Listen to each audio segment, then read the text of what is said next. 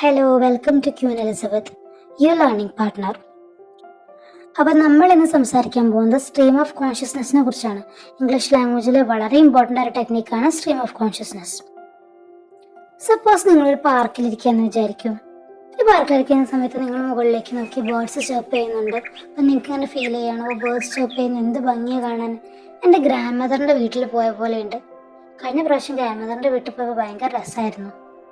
എൻ്റെ ഫ്രണ്ട് വിളിച്ചായിരുന്നല്ലോ, ഞാൻ തിരിച്ചു വിളിക്കാൻ മറന്നു. അയ്യോ മറന്നു. വിശക്കുന്നുണ്ട്, എന്താ ചെയ്യാം? വീട്ടിലേക്ക് പോയാലോ? ഇപ്പൊ എന്ത് തോന്നുന്നു? ഒരു മെസ്സി ആയിട്ടുള്ള രീതിയിലല്ല ചിന്ത പോകുന്നത്.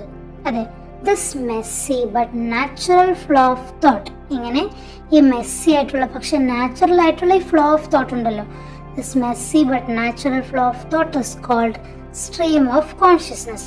സ്ട്രീം ഓഫ് കോൺഷ്യസ്നെസ് എന്ന് പറഞ്ഞ ടെക്നിക്ക് ഇത്രയും സിമ്പിൾ ആണ്. Okay, this messy but natural flow of thought. നമുക്ക് ഈ മെസ്സി ആയിട്ടിരിക്കും, ഒരിക്കലും ഓർഡറിലായിരിക്കില്ല ഉണ്ടാവുക, അത് മെസ്സി ആയിട്ടാണ് ഉണ്ടാവുക. ഓക്കെ, ഈ ടെക്നിക്ക് അല്ലെങ്കിൽ ഈ ലിറ്ററേച്ചർ ടെക്നിക്ക് യൂസ് ചെയ്തിരുന്നത് മെയിൻലി രണ്ട് പ്രൊമിനന്റ് റൈറ്റേഴ്സ് ആണ്. ആരൊക്കെയാണ്? വെർജിനിയ വോൾഫും ജെയിംസ് ചോയ്സും. വെർജിനിയ വോൾഫ് ഈ ടെക്നിക്ക് ഉപയോഗിച്ചിരുന്ന ഒരു വർക്കാണ് മിസസ് ഡാലവേ. അതുപോലെ തന്നെ ജെയിംസ് ചോയ്സ് ഈ ടെക്നിക്ക് ഉപയോഗിച്ചിരുന്ന ഒരു വർക്കാണ് യൂളിസസ്.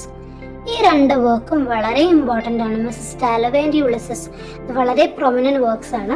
ഈ രണ്ട് വർക്ക്സിനകത്തും അവരുപയോഗിച്ചിരുന്ന രീതി എന്ന് പറയുന്നത് വായിക്കുന്ന റീഡേഴ്സിന് ഫീൽ ചെയ്യും ഇതിനകത്തുള്ള ക്യാരക്ടറിന്റെ ഹെഡിലാണ് അതായത് ഈ റീഡേഴ്സ് ഉള്ളത് എന്ന്.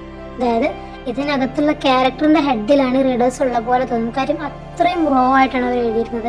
വായിക്കുന്നവർക്ക് ഇത് അവരുടെ ലൈഫാണെങ്കിൽ അത്രയും റിയൽ ആയിട്ട് ഫീൽ ചെയ്യാൻ തുടങ്ങും.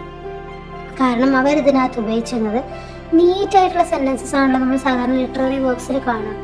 നീറ്റ് ആയിട്ടുള്ള സെന്റൻസിന് പകരം ജെയിംസ് ചോയ്സും അതുപോലെ തന്നെ നമ്മുടെ വെർജിനിയ വോൾഫും യൂളിസസിലാണെങ്കിലും മിസ് ഡാലവേയിലാണെങ്കിലും ഉപയോഗിച്ചിരുന്നത് വളരെ റോ ആയിട്ടുള്ള തോട്ട്സ് അതുപോലെ ഫീലിങ്സ് മെമ്മറീസ് ഒക്കെ ആയിരുന്നു. എങ്ങനെയാണ്?